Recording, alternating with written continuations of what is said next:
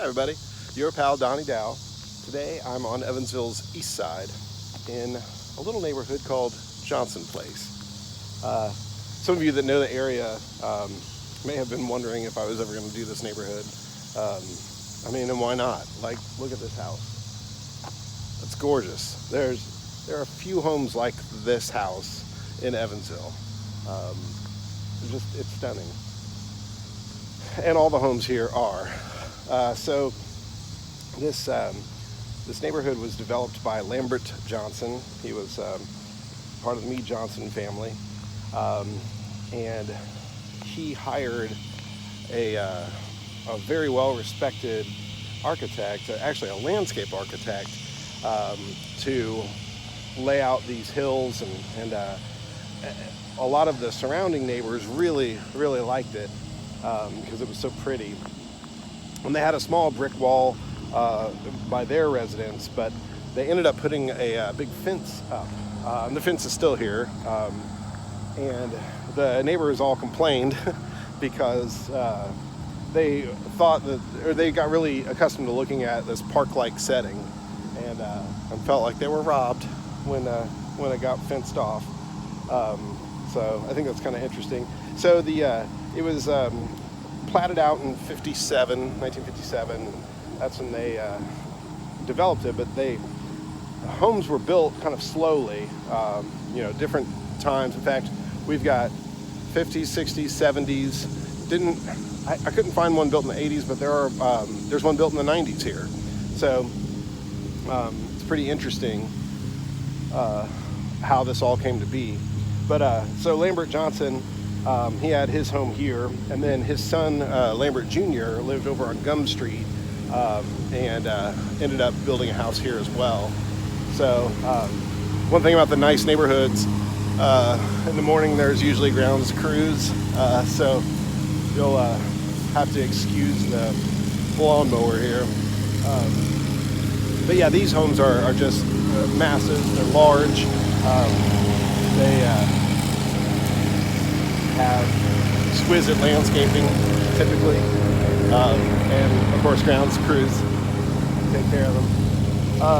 Lots of different styles here, but really just big, just really big.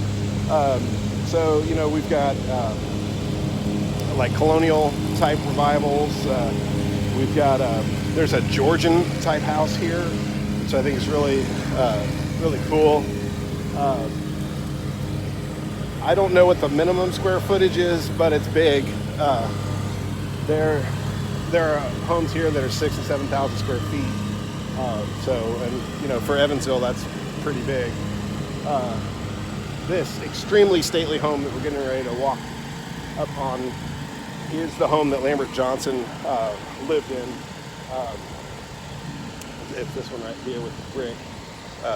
There, now you can see it's coming into view. Yeah, look at that. It's currently owned by local entrepreneur Gene Warren, but again, just stunning, every bit of it. The attention to detail is paramount here, and I think it's really cool. Anecdotally, the legend goes that the reason that Lambert Jr. ended up building a house here and moving from Gum Street is because he had angered his wife one too many times, and in order to get her to forgive him, he had to build a brand new house. So yeah, husbands and wives, if you've angered your spouse, maybe you need to talk to me about getting a new house. Speaking of that, look at this one. I mean, that is just gorgeous. Look at that. And the funny thing is, I'm not even necessarily a big house fan.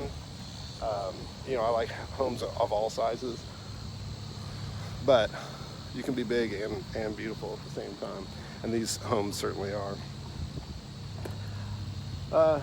That's about it for today. It's been busy, but I'll tell you, with school starting, there was just a little bit of a drop in activity, which for those of you sitting on the fence, two good things.